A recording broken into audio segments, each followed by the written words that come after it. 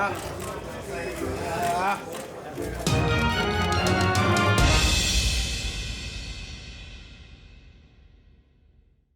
Khan wants the winner of Shawn Porter versus ERROL Spence.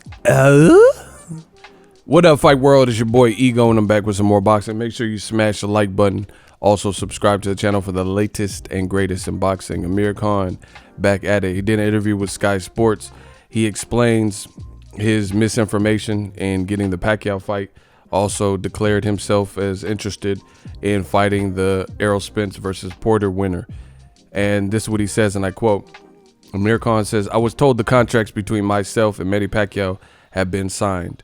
My advisors told me the fight had been signed, so I went on and announced that the fight is signed, and hopefully we will be looking at maybe later in this year." Then Manny Pacquiao came out. He came back and said the fight isn't happening. It's just one of those things. I looked at it as if it's not there for me, then it's not there for me. I had a date on November 8th in Saudi Arabia. I'll be focusing on that, but I'd love it to be Manny Pacquiao. If it's not Pacquiao, we move on to somebody else. He said the welterweight division in boxing has to be one of the toughest divisions in the world. I'm still in the top 10 rankings over there in the welterweight division, so I just feel like the likes of Keith Thurman, you've got Shawn Porter who's fighting ERROL Spence. The winner of that fight is available. Let's talk about Manny Pacquiao. Whether that happens or if it doesn't happen, then a Danny Garcia rematch is another one that could happen. There are some big names out there at the welterweight division, and I can make some good fights with, and hopefully we can get something signed off in the next couple of weeks. My thoughts, Amir Khan, it just doesn't sound realistic with what he's saying.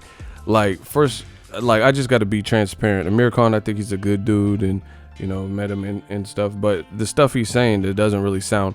First of all, I don't think Shawn Porter, ERROL Spence, whoever wins that is going to be full of confidence and vivacious, and I don't think that would be a good look stylistically. Porter, he's at your throat, he stays in your chest, rugged, has a chin, able to take Keith Thurman's best shots and Danny Garcia and keep plowing forward.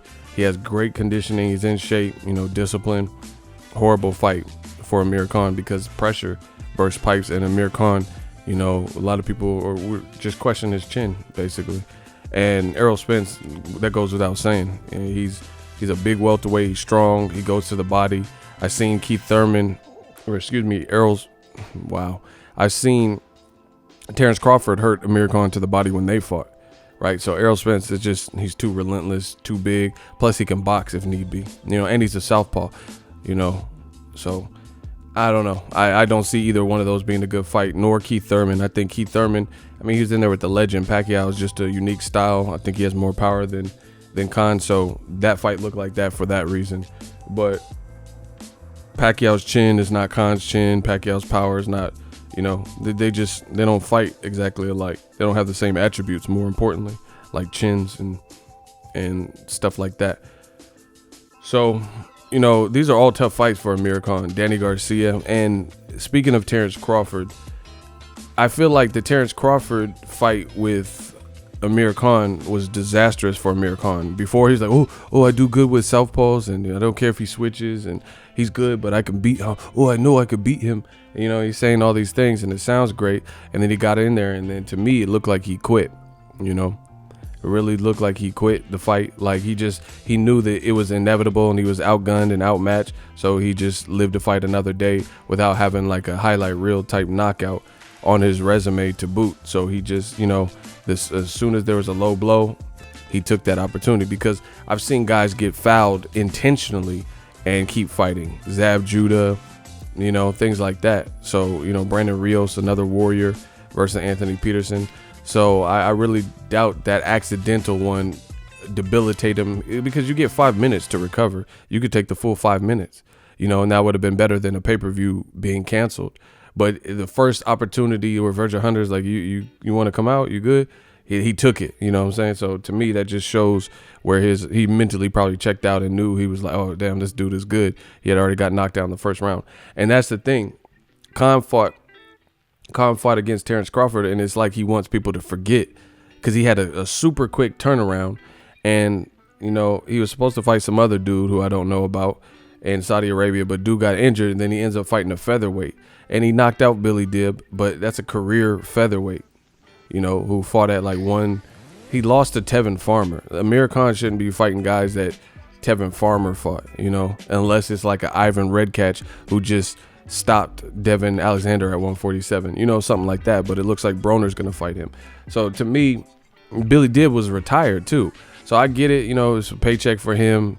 He thought he could expose something with Khan, but it's not a fight. Between the quitting and the Crawford fight and then fighting and knocking out a featherweight, I'm not convinced that Khan is ready for any of the big names, because you look at it, Canelo knocked him out. He was doing good for himself, but in the end, he got knocked out.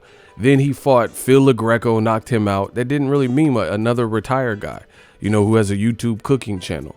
So that doesn't really mean something to me. And then he was in there with Samuel Vargas. He got hurt multiple times and dropped by a guy that Errol Spence destroyed and Danny Garcia destroyed, you know, and he was in a tough ass fight. And then the next big name from Canelo that he fought was against Terrence Crawford, and he eyed him losing every round, you know. And then I think he checked out mentally and decided like, oh shit, let's just take this opportunity and get up out of here.